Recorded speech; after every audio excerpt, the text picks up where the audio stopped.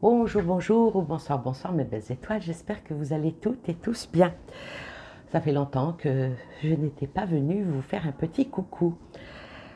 Non pas que il n'y a rien à dire, oh, il y en a des choses. Si je devais vraiment me pencher sur tout ce qu'on pourrait se poser comme question de ce qui se passe actuellement dans le monde, dans, dans le monde virtuel, dans le monde réel, dans le monde spirituel, ben, je crois que je resterai H24 assise à ma table à vous faire des tirages. Aujourd'hui, j'ai décidé de faire ce questionnement.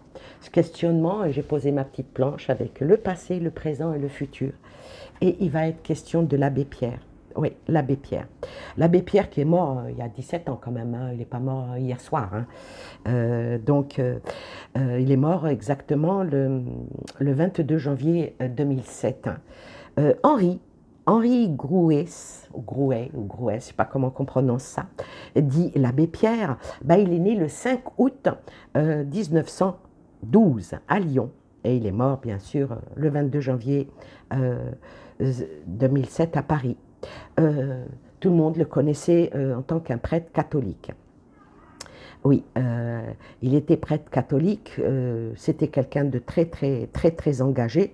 C'était un fils de bonne famille, hein. C'était pas, comment dire, euh, quelqu'un de, c'était pas un vagabond, quoi. Euh, alors, on va dire le jeune chiffonnier, comme on l'appelait.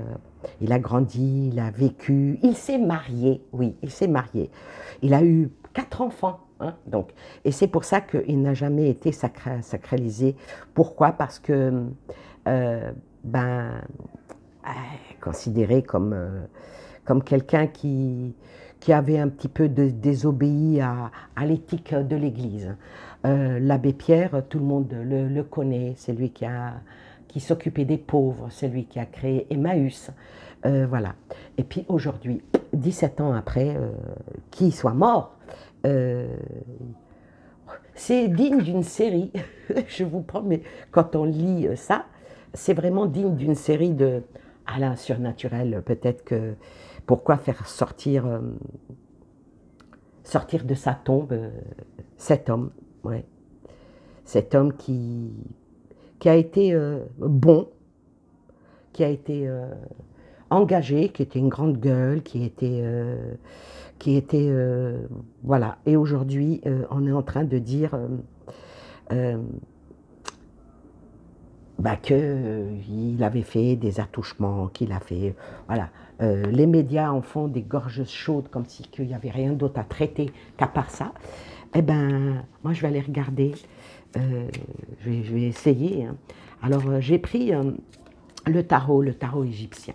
Le tarot égyptien, étant donné que c'est un ancien euh, et que le tarot égyptien est assez ancien, peut-être qu'il va nous délivrer quelques messages bien appropriés pour nous expliquer déjà euh, dans le passé, dans le passé de l'abbé Pierre, le présent, ce qui se passe maintenant par rapport à lui alors qu'il est parti, qu'il est décédé, et puis le futur, hein. Le futur pour savoir le pourquoi du comment. D'abord, on va faire une petite coupe hein, pour avoir une ouverture. Je vais encore un petit peu bien les mélanger. Allez, pour l'abbé Pierre, s'il vous plaît. Alors, à la coupe, la tendance, c'est un certain aveuglement qui et un égarement euh, pour chercher, euh, pour chercher une nouvelle direction par rapport à ce que a fait et ce qui se dit actuellement pour le futur. On va bien retenir ça, hein. Ça a une importance, l'ouverture. Et celle qui est en dessous. Alors, celle qui est en dessous, ben, pour ceux qui connaissent le tarot, ça représente le pendu. le pendu. Euh, sacrifier. Sacrifier, là maintenant, ce n'est pas la personne, puisqu'il est décédé, mais sacrifier sa mémoire. Peut-être, on voit ici un veau qui est sacrifié, hein. Euh, comme si on souhaitait qu'il expire des péchés, comme si on doit faire réparation, on doit peut-être même tuer une certaine immortalité de l'abbé Pierre. C'est fort quand même, hein. Alors maintenant, on va voir par le passé qui était vraiment l'abbé Pierre, qui était-il vraiment? Est-ce que c'était le saint que l'on a, entre guillemets, connu, ou bien le monstre que l'on découvre? Alors, sur le passé, je vais mettre 2 cartes hein, pour le passé. Je vais mettre 2 cartes pour le présent et 2 cartes sur le futur. Alors, le passé, comment était-il? Ah là là, c'est incroyable. Alors, me sort l'impératrice et me sort le fou. Alors, il était quelqu'un de fonceur, il était quelqu'un d'engagé. Des fois, il ne savait pas, avec son petit bâton de pèlerin, il avançait. À moitié nu, parce qu'il avait fait, entre guillemets, vœu de pauvreté, mais il a toujours eu en face de lui un crocodile prêt à le dévorer. Donc, dans le passé, il était peut-être aussi un peu aveuglé par ses idées, Oui, mais avec cette lame-là, il était dans l'action. Il avait beaucoup d'intelligence et puis une créativité accrue qui l'emmenait toujours à ce qu'il faisait qui était efficace. Donc, son parcours, son chemin était quand même assez ensoleillé, malgré les hauts et les bas qu'il a pu rencontrer dans le passé par rapport aux personnes déjà à l'époque, je veux dire, par rapport à ses actions, par rapport à ses engagements, par rapport à ce qu'il a voulu léguer. Mais on va dire que par le passé, entre guillemets, comme on dit, son vœu s'est exaucé. Il a réussi là où très peu pouvaient réussir. Il était protecteur des pauvres et il a beaucoup aidé.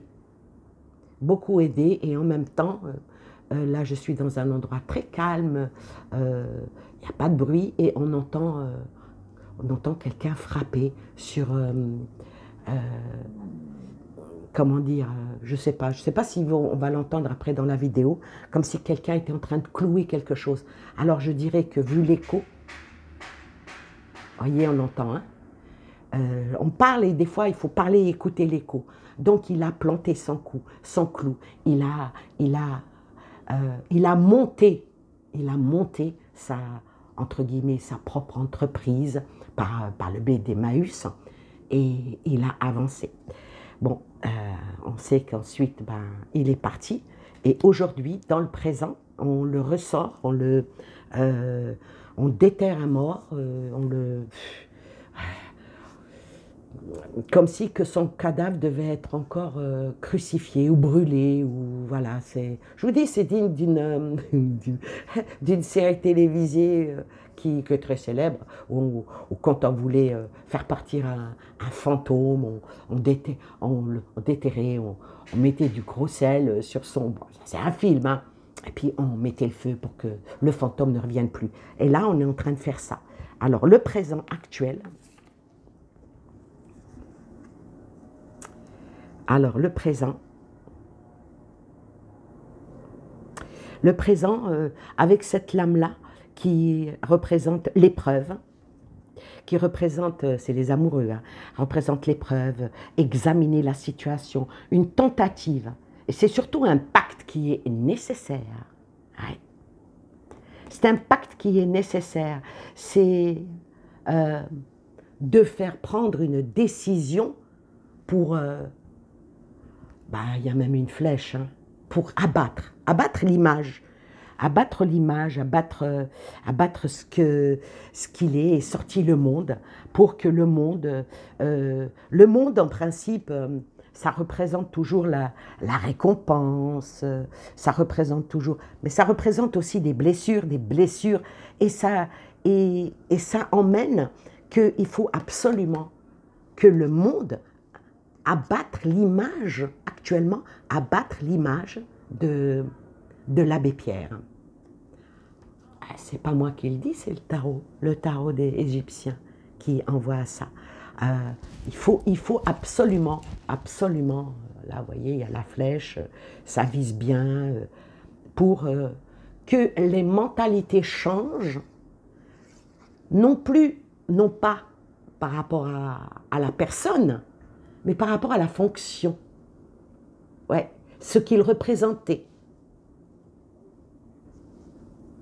Ça, c'est le présent. Et puis, les lames disent absolument la vérité. On va voir maintenant le futur. Qu'est-ce qui va en être? Qu'est-ce qui va en sortir de tout ça? Parce que des personnes qui, 17 ans après, ou je ne sais, après sa mort, 17 ans après sa mort, se réveillent pour dire il m'a fait ci, il m'a fait ça. Pourquoi elles ne l'ont pas fait de leur vivre? Je ne prends pas parti, hein, c'est juste une réflexion que je me donne et j'espère que beaucoup de personnes aussi vont se la donner. Pourquoi se réveiller 17 ans après sa mort? C'est ça qui est extrêmement bouleversant, quoi. Jusqu'à vouloir effacer... je vais la recouvrir, à effacer son nom, son œuvre. Qu'est-ce qui est sorti? Oh la vache. Alors là, pourquoi vouloir effacer et qu'est-ce qui sort? Il sort la mort. Voilà. Pourquoi? Pour qu'il y ait les mentalités qui se transforment, vouloir faire un bilan bien spécifique par rapport à l'abbé Pierre, qui est mort, puisque la carte de la mort est sortie. Vous voyez, cette transformation, elle est à faire dans les mentalités des chrétiens, des croyants, je vais dire, pour essayer de donner une nouvelle renaissance, ou plutôt même une fin à quelque chose. Assez puissant. Hein. Alors, c'est dans le présent, donc c'est encore pour... alors que je vais être peut-être un peu clash, quand on voit que certaines personnes assez dangereuses avec tout ce qu'on peut entendre par rapport à la pédophilie, par rapport aux enfants qui disparaissent, par rapport à qu'il y a des suspicions, il y a même des accusations qui sont graves, ils s'en sortent, il n'y a pas de problème. Et là, on sort quelque chose sur un mort. Donc, il y a un problème. On va voir le futur, qu'est-ce qui va annoncer le futur par rapport à cette histoire.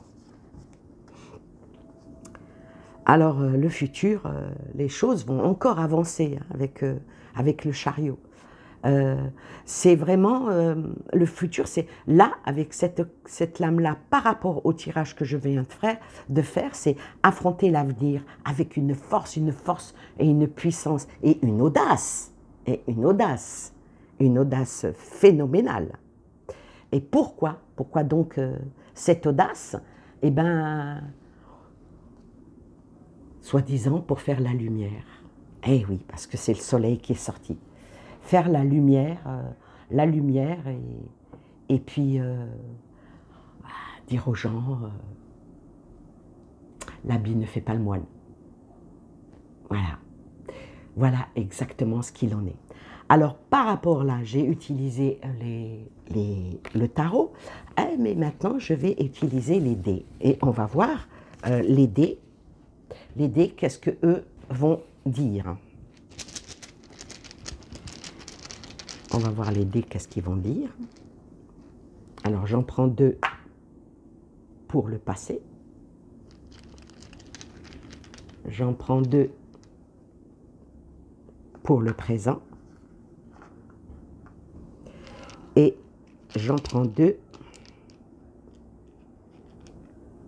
pour le futur. Alors là, avec le passé, regardez, hein, il est sorti oui, et puis le trèfle. Alors le trèfle, ici, par rapport au passé, on va dire que l'abbé Pierre a eu beaucoup de chance. Il a eu beaucoup de chance, il a eu son moment de gloire, son moment de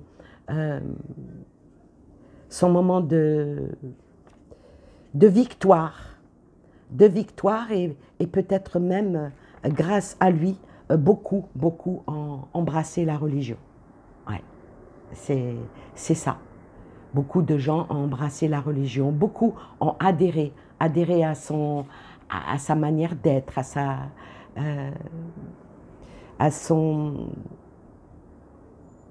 sa lignée.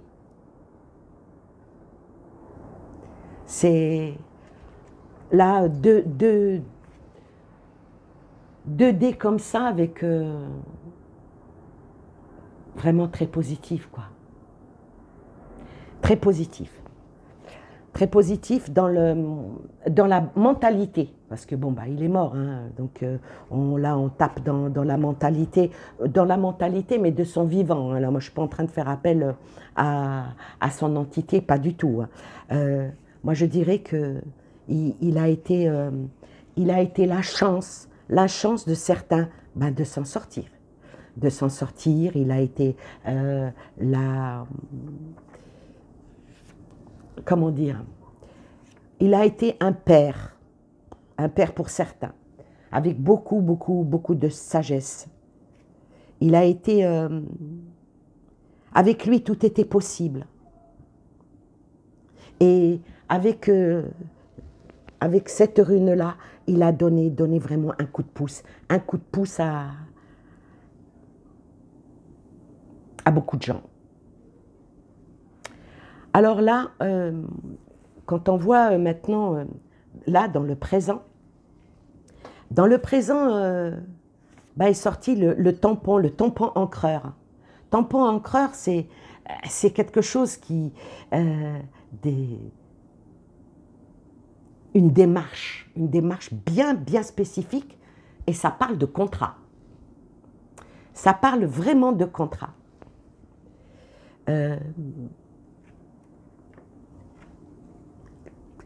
C'est pas sympa ce qui se passe. Hein. Et puis avec la totote du bébé, c'est de... vous savez, un enfant, c'est en principe quelqu'un qui sait pas réfléchir, qui est comment dire, c'est quelqu'un qui immature. Donc, ils sont en train vraiment de le salir en disant qu'il n'avait pas une bonne moralité, qu'il n'avait pas une bonne... c'est pas quelqu'un de bien, quoi. Et puis avec le tampon, il faut que ça soit acté. Il faut que ça soit... que ça rentre dans les têtes. Et qu'est-ce qui va en être pour le futur? Est sorti... le futur est sorti les enfants. Les enfants représentent la naïveté, bien sûr. Représentent ce que l'on doit faire croire. C'est très facile de manipuler les esprits, surtout les esprits des enfants. Ce qui veut dire que tous ceux qui font ça considèrent que tout le reste, vous, moi, on est des enfants, donc on est manipulable, on est vraiment manipulable. Et avec la feuille qui représente le détox. Ah oui, parce que ça représente, la feuille représente ici tout ce qui est détox, tout ce qui est représentant santé, tout ce qui est bien-être. Donc, salir cet homme-là pour cracher, eh oui, sur la foi. Donc, je conclurai je conclurai en disant que c'est une belle petite manipulation qui est faite non pas, écoutez bien ce que je vais dire, hein, non pas contre, oui, ils se servent de l'abbé Pierre pour, écoutez bien, pour propager une nouvelle foi, la foi de ne plus croire en la religion catholique. Voilà. Voilà qu'est-ce qu'il en est sorti de ce tirage. Je préfère vous le dire tout de suite, je ne suis pas catho, du tout. Ben alors là, pas du tout. Je respecte les catholiques, je respecte toutes les religions. Les 3 religions monothéistes, elles sont là. Je les respecte toutes. Je ne suis pas catho, donc je n'ai aucun parti pris dans cette vidéo. Voilà, ben j'espère que pour ceux qui verront cette vidéo, pour moi, l'abbé Pierre, si je devais être membre du jury pour son jugement par contumace, parce qu'il est mort, pour moi il est innocent. Et je vais tirer la dernière carte pour la conclusion.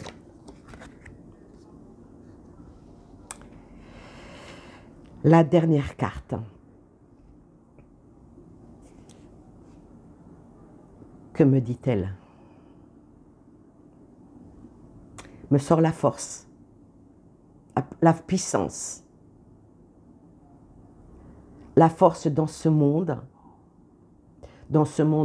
intellectuel, culturel, pervers, et tout ce qui se passe, ça tape les énergies avec cette lame-là, hein, qui représente la force.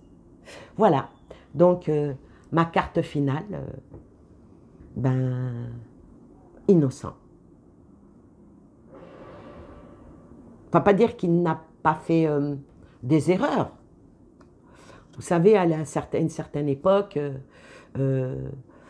discuter avec une dame, plaisanter, lui faire des avances, c'était banal. Maintenant, ouais, ben maintenant non. Voilà. Sur ce, je vous souhaite plein de belles choses à vous et aux vôtres. Et puis, l'avenir nous dira si la bonne manipulation marchera. Bye bye.